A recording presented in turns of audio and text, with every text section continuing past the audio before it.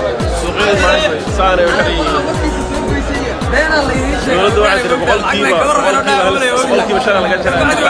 wararka naga soo gaaraya magaalada Muqdisho ayaa waxa ay sheegayaan in maanta xaaladda la xiriirta go'aanka ka soo baxay ee dowladda Soomaaliya ee canshuurta iibka laga dareemayo suuqyada waaweyn ee dalka qaasatan suuqa Bakaaraha ee magaalada Muqdisho. ganacsatada ayaa wali ka caawinaysa go'aanka ka soo baxay dowladda maanta bilowday dhaqangalkiisa kaas oo canshuurta iibka oo dhan 5% laga jaraya ganacsatada iyo dadweynaha intaba. inkasta oo suuqu uu furan yahay haddana jawiga guud ayaa saaka ka duwan sidii hore waxaana la dareemayaa saameynta ka dhalatay go'aanka dowladda federaalka ee Soomaaliya. ila wareedyo kala duwan ayaa ka imaanaya suuqa Bakaaraha oo inoo sheegayeen qaar ka mid ah goobaha ganacsiga ee suuqa ay xiran yihiin sababo la xiriira cabashada canshuurta cusub ee qaadayso dowladda federaalka ee Soomaaliya. mid ka mid ah ganacsatada oo la hadlay warbaahinta ayaa waxa uu sheegay inay dareemayaan culays ay saartay dowladda kaasi oo sanadihii ugu dambeeyay ay marka ka dambeysay ay kordhinaysay canshuurta cusub ee ku soo rogayso ganacsatada iyo dadweynaha intaba.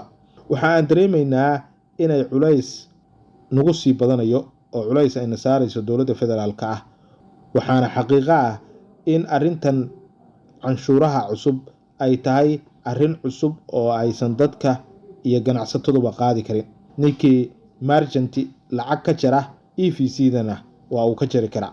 dhinaca kale madaxweynaha Jamhuuriyadda Federaalka ee Soomaaliya oo xalay hadlay ayaa dadweynaha waxa uu sheegay 2 arrimood oo caadi ka dhigaysa in loo hoggaansamo go'aanka dowladda ay ku qaadanayso canshuurta iibka ee ay soo rogtay wasaaradda maaliyadda dalka. kuwaas oo kala ah in canshuurta horeyba ay u bixin jireen ganacsatada Soomaaliyeed ee ku nool qaybaha kala duwan ee dalka taas oo si caadi ah looga qaadi jiray.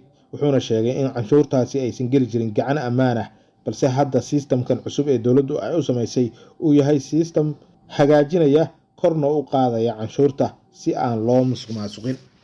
waxa kale oo intaasi uu ku daray in nidaamka marjantiga la yiraahdo ee canshuuraha laga qaadayo qofkii liisan haysta oo kaliya dadka kalena aysan ka go'aynin wax canshuur ah sida labada qof ee isu diraya EVC iyo EVC caadi ah u diraya.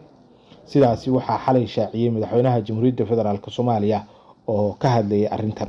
wixii faahfaahin ah ee warkan ku soo kordha waxaad kala socon doontaa Rasmi Radio. fadlan daawade haddaad ku cusub tahay baraha iyaga bulshada nagu soo biir oo channelka subscribe noo saar. mahadsanidin.